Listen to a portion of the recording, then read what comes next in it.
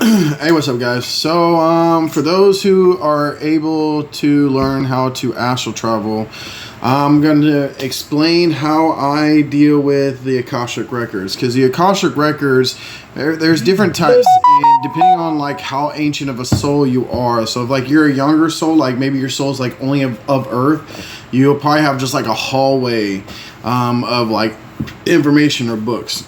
Now, if you're an old ancient soul, you can access this which is actually the Alexandria Library, which is built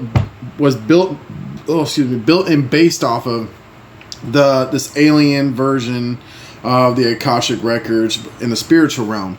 And what I mean by that is and when I say aliens, because you probably heard that TV show and the movies that came out back in the day, it was called The Librarians. Well, there's librarians, and each of us who are able to access that have their own personal librarian, like their own person that kind of helps them get the books they need.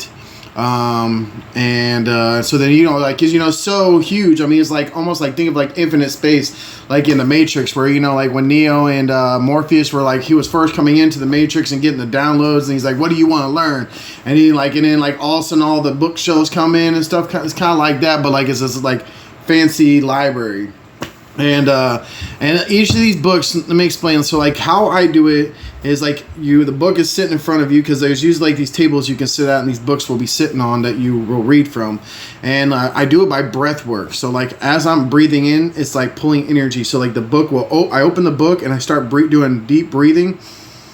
And then the pages will flutter, and as the pages start fluttering it'll go until you might have to take a couple breaths, because I do deep breathing, and so it pulls it in. You'll see this energy rising and hitting into your third eye, and then once it goes into your third eye, it will keep going, and then you'll get once it hits the end, the book shuts.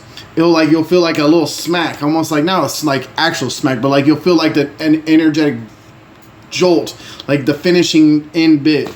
And then, and I want to explain, depending on the abilities you've already unlocked, energetically wise, that you've starting to work with. So if you just work with fire, you're probably only gonna be able to read books of fire.